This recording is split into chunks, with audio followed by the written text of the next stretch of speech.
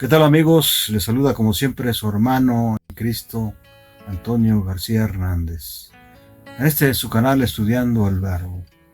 Quiero darles una cordial y sincera bienvenida a cada uno de ustedes y agradecerles de manera personal a cada uno de ustedes porque nos han estado siguiendo y pedirles con todo respeto si es que este material espiritual les ha ayudado, que nos regalen un like, o es decir, manita arriba, ¿sí? Para que más gente pueda conocer la palabra de Dios y pueda también ser parte de los que ya conocen el Evangelio.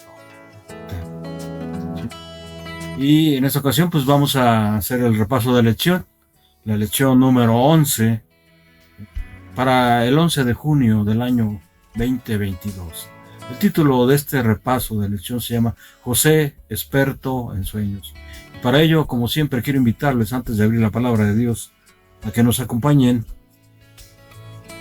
a tener una palabra de oración.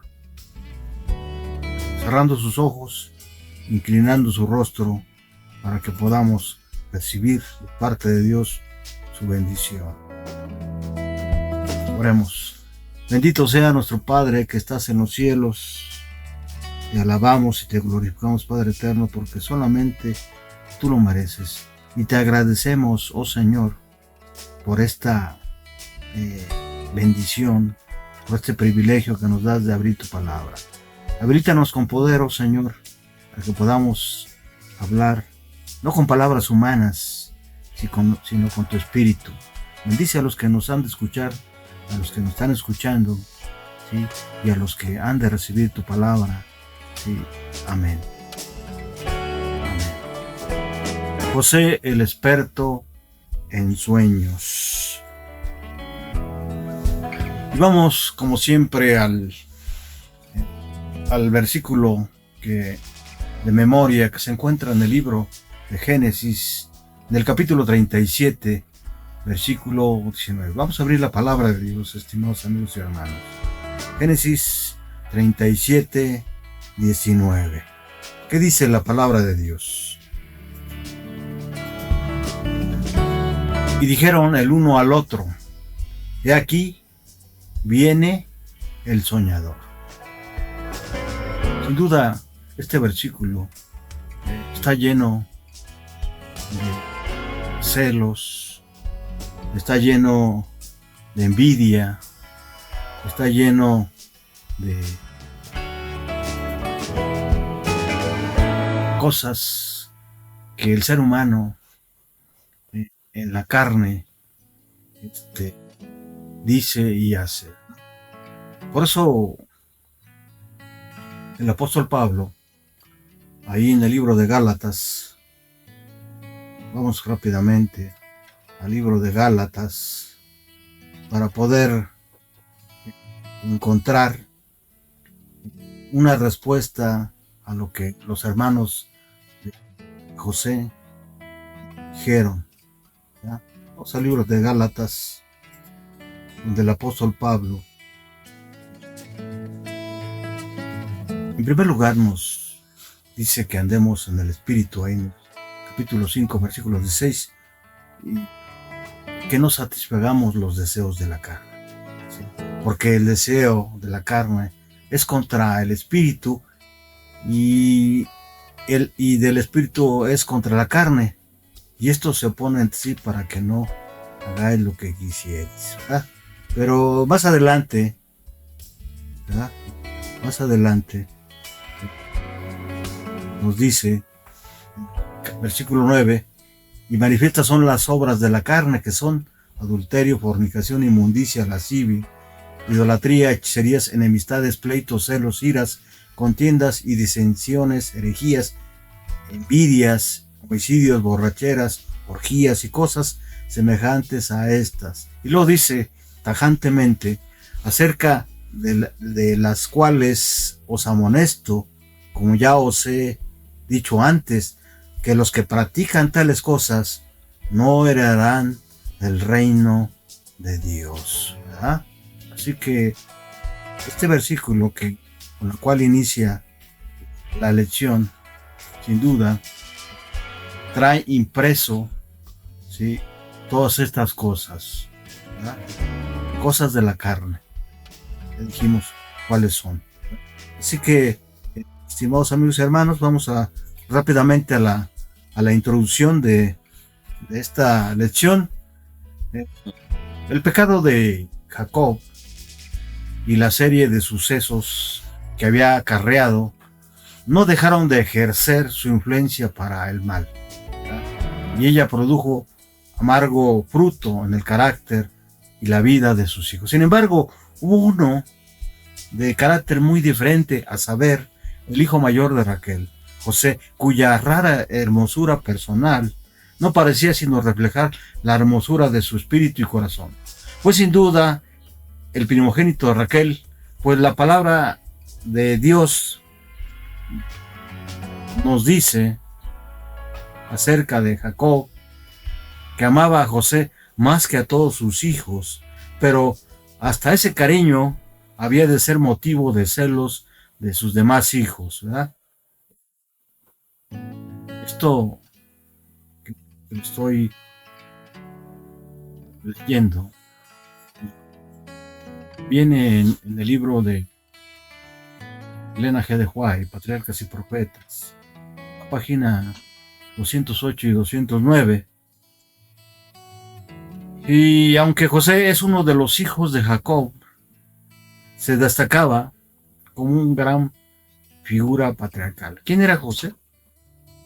Una gran figura patriarcal, similar a la de Abraham, Isaac y Jacob. Por lo tanto, o de hecho, José ocupa más espacio en el libro de Génesis que cualquiera de los tres patriarcas.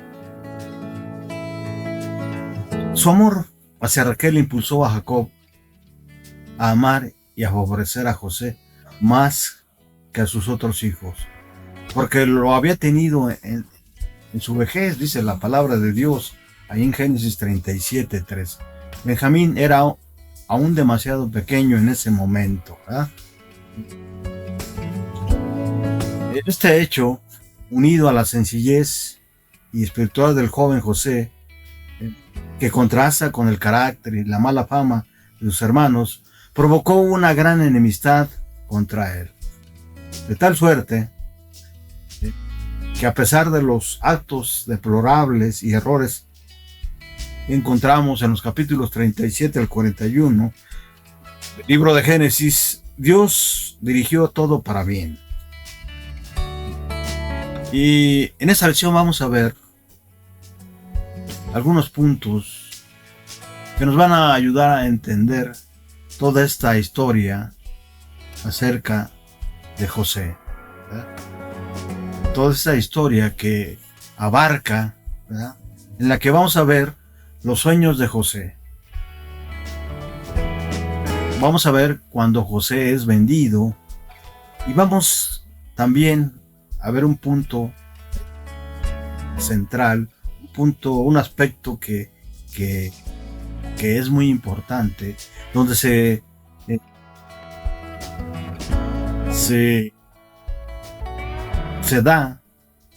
cumple la promesa de Dios acerca de la herencia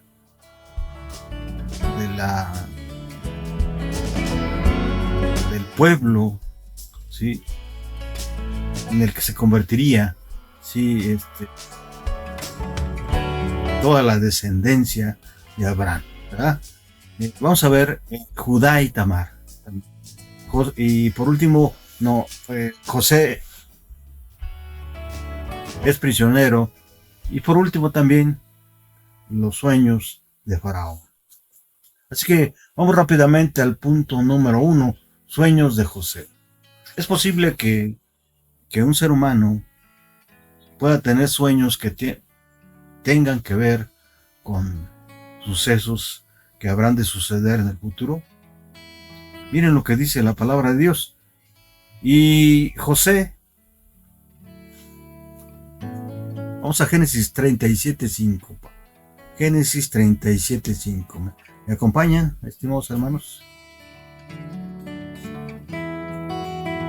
Génesis 37:5. ¿Qué dice la palabra de Dios? Vamos rápidamente a la palabra de Dios, al libro de libros, a la Biblia. Génesis 37:5.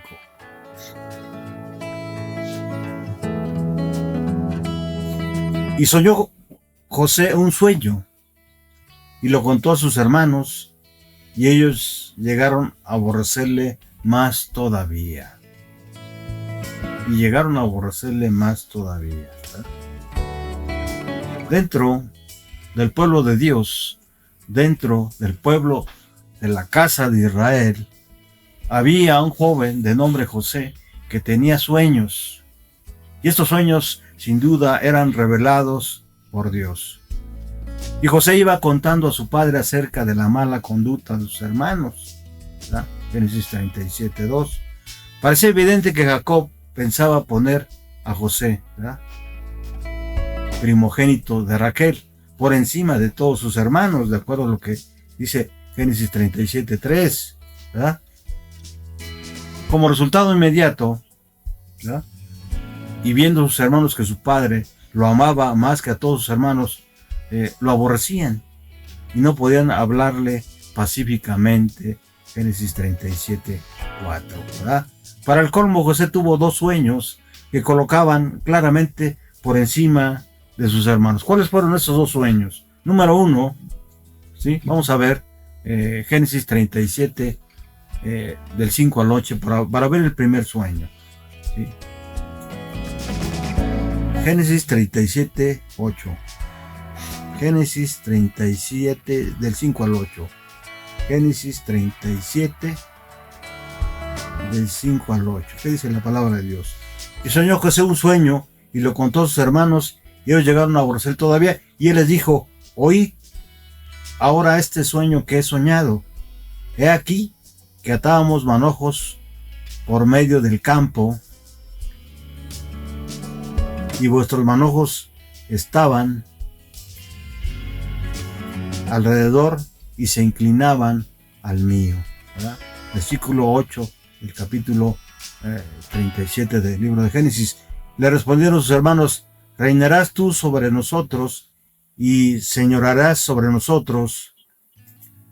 Y le aborrecieron aún más a causa de sus sueños y sus palabras. Sin duda, sus propios hermanos dieron a sus palabras de este sueño un significado que sin duda ponía a José por encima de ellos. Por eso lo aborrecían más, dice la palabra de Dios, ¿verdad?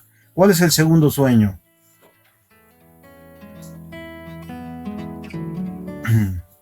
El segundo sueño se encuentra en Génesis 37:11, ¿verdad?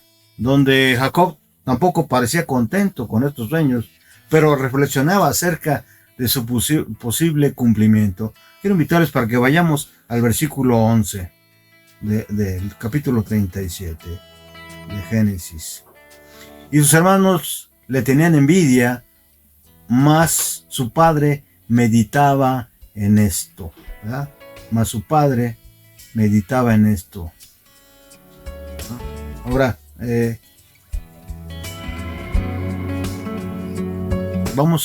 quiero invitarles para que leamos también el versículo 9 y 10. 9 y 10. Soñó aún otro sueño y lo contó a sus hermanos, diciendo: he aquí, he soñado otro sueño, y he aquí que el sol y la luna y 11 estrellas se inclinan a mí.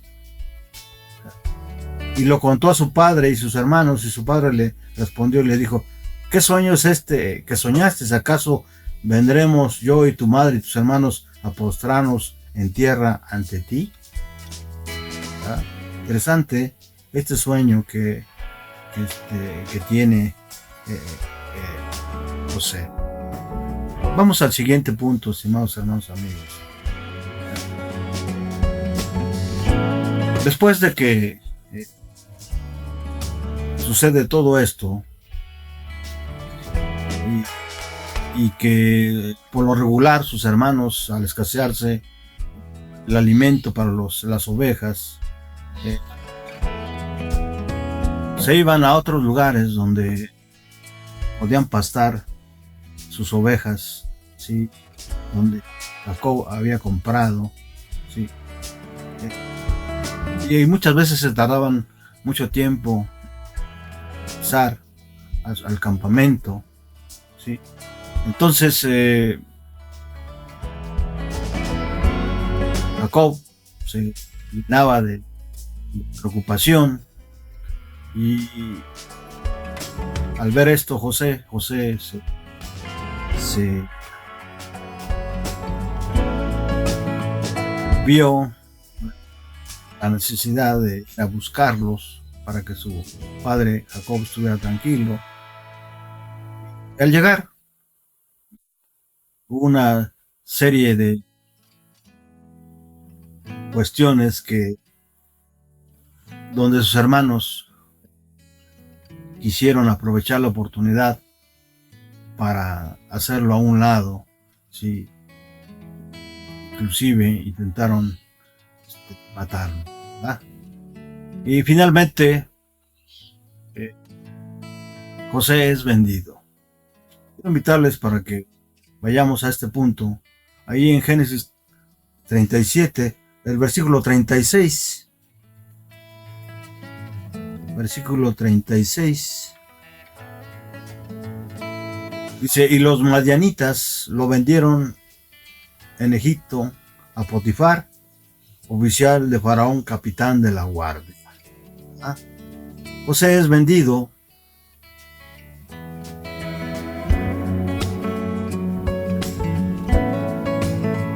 después de que urdieron una historia para justificar la presencia, la falta o la ausencia de José a Jacob. Inventaron una historia, ¿sí? Que había sido despedazado por algún animal, ¿sí? Entonces sus hermanos vieron pasar a unos madianitas ahí en el versículo 28 del capítulo 37 y sacaron ellos a José de la cisterna en la cual lo habían metido y lo trajeron arriba y lo vendieron a los ismaelitas por 20 piezas de plata y lo llevaron a José a Egipto. Sin duda podemos sacar diferentes lecciones aquí en este punto, ¿verdad? Final de los tiempos, se cumpla la palabra de Dios y los cristianos seamos perseguidos, seamos odiados, ¿sí? Nuestros propios hermanos, es posible que nos entreguen, ¿sí?, a nuestros enemigos. Fe. Y todo esto ocurrió rápidamente, ¿verdad? Génesis 37, del 13 al 36, ¿verdad? Casualmente, un hombre encuentra a José y le indica dónde están sus hermanos antes de que sea vendido, ¿verdad? Y al verle, sus hermanos deciden matarlo. Rubén intercede por José con intención de salvarle. Ahí ven los versículos 21 al 24. Judá propone un cambio de planes, venderlo en lugar de matarlo, ¿verdad? Vemos aquí diferentes caracteres de sus hermanos. Por un lado, Rubén intercede por José con intención de salvarle, ¿verdad? Por otro lado, Judá propone un cambio de planes y propone venderle en lugar de matarlo. Hasta donde llega su odio por su hermano, ¿verdad? Y los hermanos, finalmente, quizás por cuestiones de herencia genética, no sabemos, ¿verdad?, engañan a Jacob, es decir, engañan al engañador y le hacen creer que José está muerto, ahí en los versículos 21 al 35. Y finalmente, en Egipto José es vendido a Potifar, funcionario muy importante ahí en la corte del faraón Egipto. Entonces vemos cómo todas estas cosas suceden de una manera muy rápida. Vamos al versículo, al siguiente punto, ¿verdad? No sin antes ver lo que dice Elena G. de White ahí en su matinal Lugares Celestiales del 15 de septiembre. Nuestro Padre Celestial no aflige o lastima voluntariamente a los hijos de los hombres. Tiene su propósito en el torbellino y en la tormenta, y en el incendio y en la inundación. El Señor permite que vengan las calamidades sobre su pueblo para salvarlo de mayores peligros. Desea que cada uno examine su corazón estrecha y cuidadosamente, y entonces se acerquen a Dios para que Dios pueda acercarse a Él. Vamos a prender un poquito la luz porque ya se oscureció.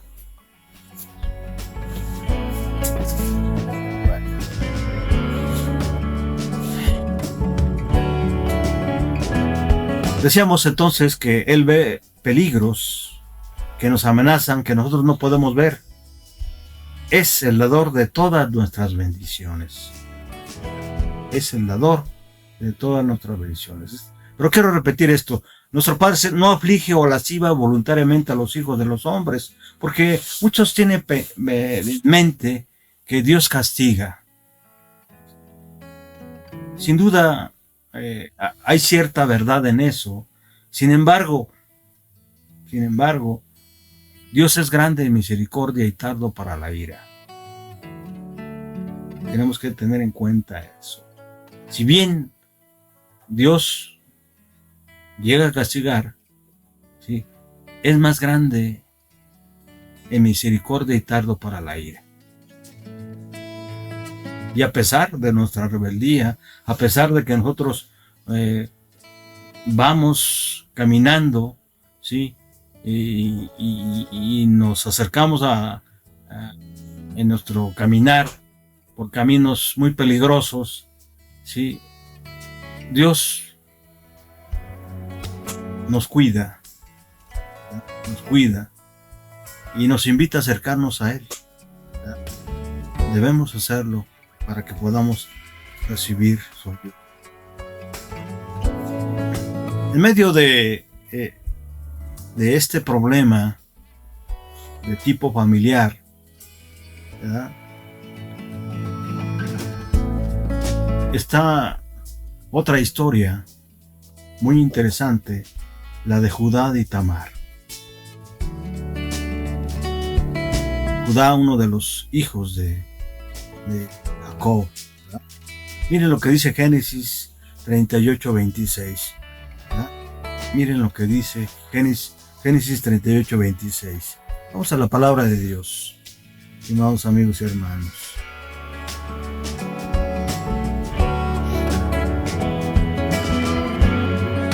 Entonces Judá lo reconoció y dijo: más justa es ella que yo, por cuanto no le he dado a Sela a mi hijo, y nunca más la conoció.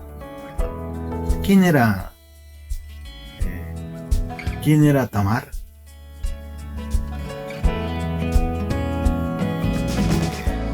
El versículo 1 del capítulo 38 nos dice acerca de ella: y aconteció en aquel tiempo que Judá se apartó de sus hermanos y se fue a un varón adulamita que se llamaba Hira. Aquí hay algo interesante en esta historia, porque vemos cómo los hijos de Israel, de la casa de Israel, ¿sí?, tomaron para sí mujeres que no eran del pueblo de Dios. No obstante eso, Tamar, siendo una de ellas,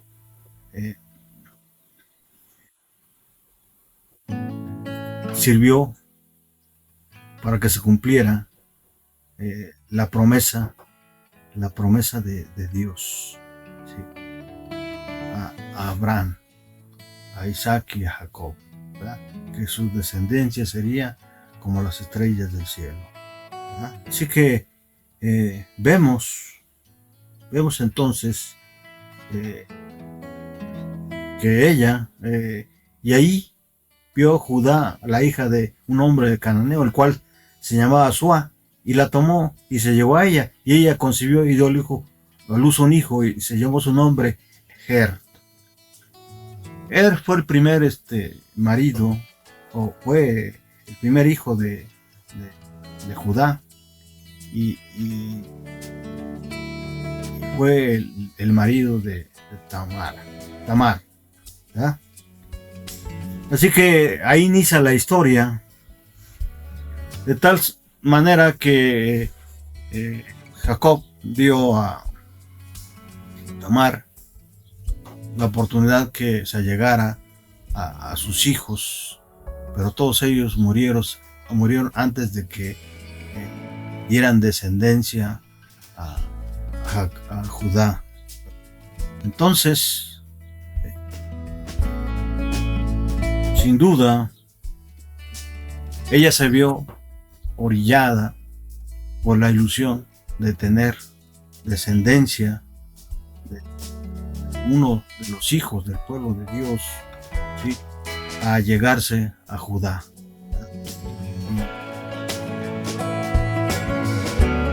Se propuso ella a llegarse a Judá disfrazándose de una mujer prostituta, y de esa manera ella quedó encinta. Así que la historia es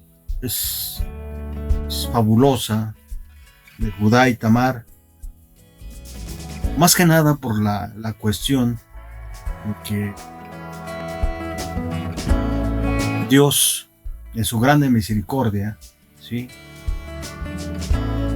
permitió que todo esto sucediera para que su promesa a Abraham, a Isaac y Jacob se cumpliera. Tras la venta de José, como ya dijimos, Judá se separó de sus hermanos y se casó y tuvo 3 hijos, de acuerdo a lo que dice Génesis 38 del 1 al 5. El primogénito, se casó con Tamar. Entonces Dios comenzó a actuar directamente contra la maldad de los hijos de Judá. Génesis 38 del 6 al 10. ¿Sí? Sin embargo, Dios no actuó contra Judá y Tamar cuando ambos actuaron de forma incorrecta.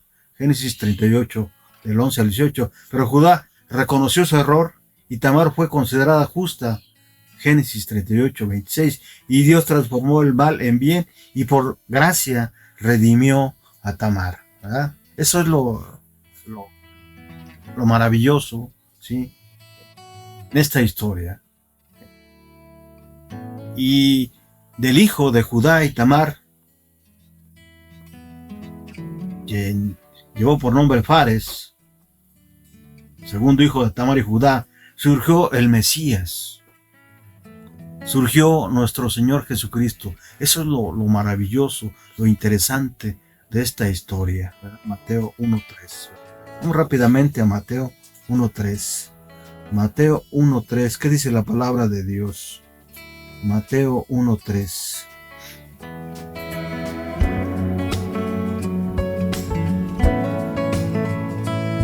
Al hablar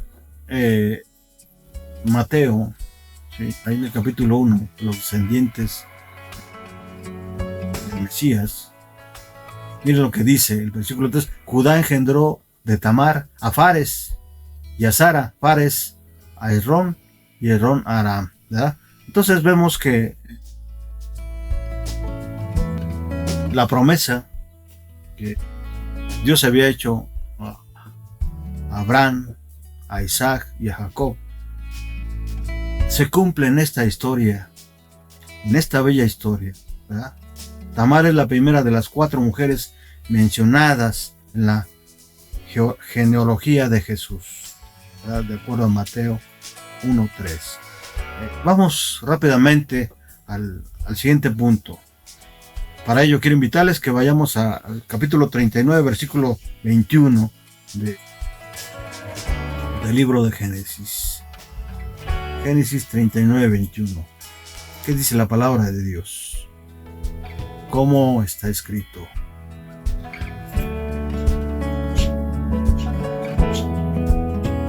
Pero Jehová estaba con José y le extendió su misericordia y le dio gracia a los ojos del jefe de la cárcel, ¿verdad?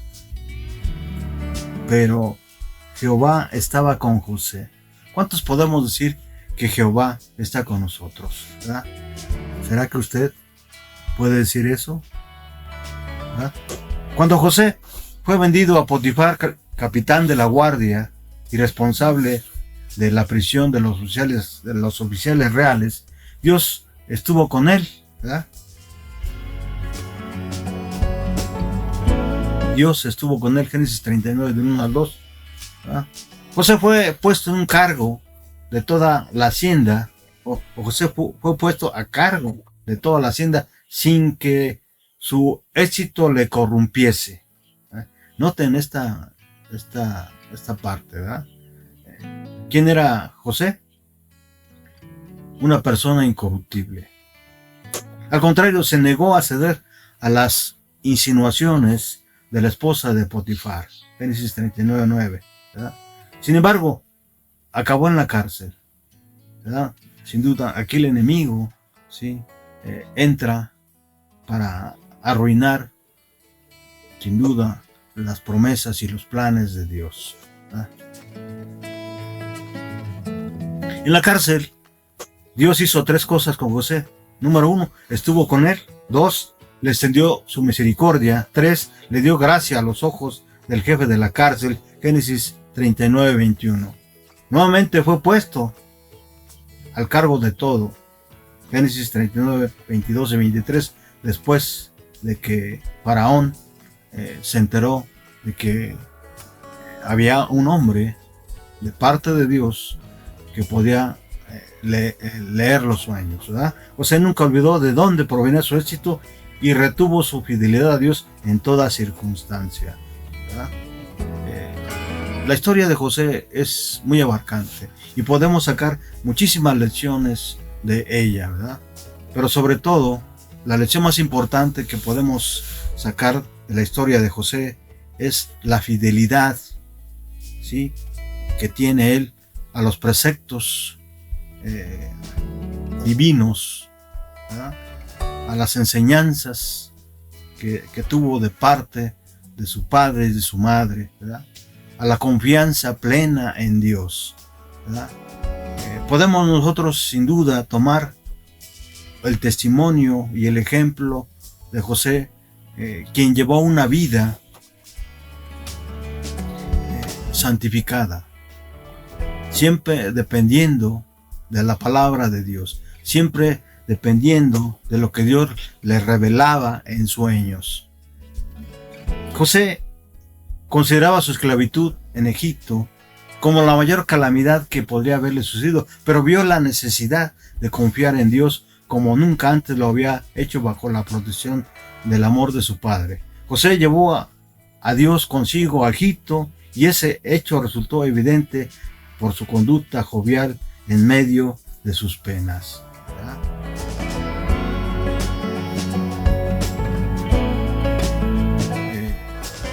Quiero terminar con este último aspecto de esta lección que se encuentra ahí en Génesis 41:32 y se trata de los sueños de Faraón. Miren lo que dice la palabra de Dios: y al suceder el sueño a Faraón 2 veces, significa que la cosa es firme de parte de Dios y que Dios se apresura a hacerla. ¿Qué significa esto? Tras interpretar los 2 sueños, José, el del copero y el del panadero, José espera una pronta liberación de la cárcel, Génesis 40 del 14 al 15, pero la libertad no llegó. Luego leemos dos nuevos sueños y de otro soñador preocupado, deseoso de conocer su significado. Este era el faraón. Tras 2 años de espera, el tiempo de Dios había llegado, ¿verdad? Génesis 41, del 1 al 14. Ante faraón, José sigue sin olvidar de quién depende su éxito, ¿verdad?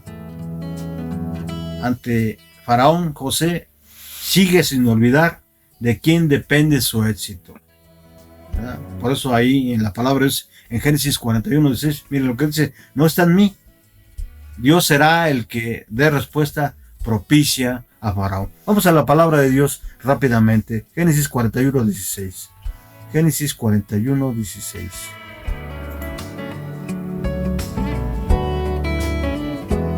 Respondió José a faraón diciendo: no está en mí. Dios será el que dé respuesta propicia a faraón. ¿Sí? Hay una similitud en lo que dice el profeta Daniel y José el soñador, ¿verdad? Que también sin duda es un profeta, ¿verdad?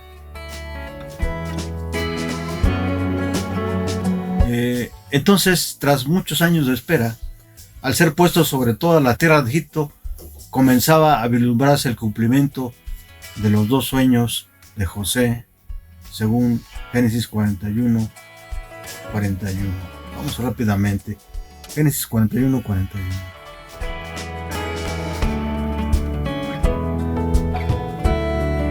Dijo además a faraón, a José: he aquí, yo te he puesto sobre toda la tierra de Egipto.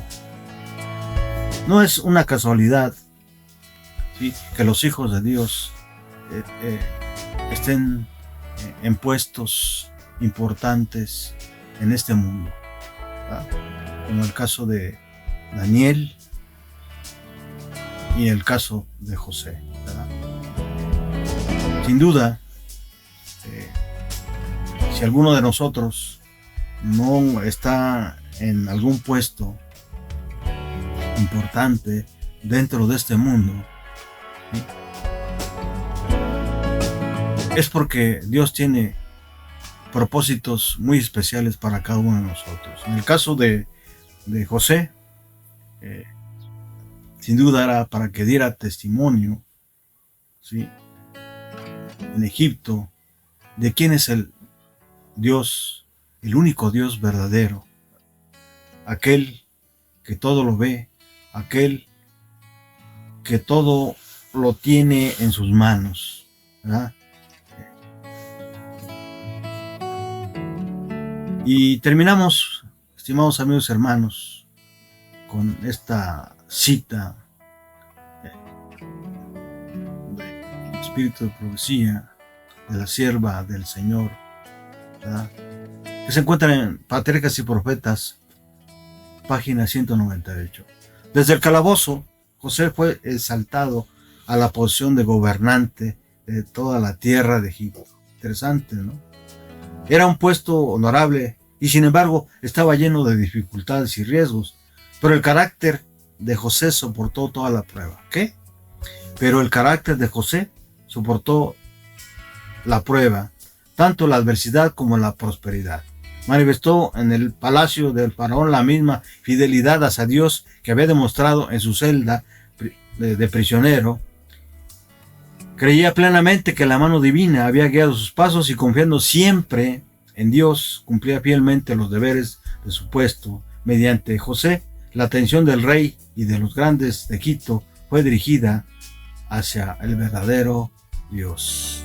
Con esto terminamos y esperamos que este repaso sea para la honra y gloria de Dios y que sirva de bendición para cada uno de ustedes. Hasta pronto y nos vemos en la siguiente lección.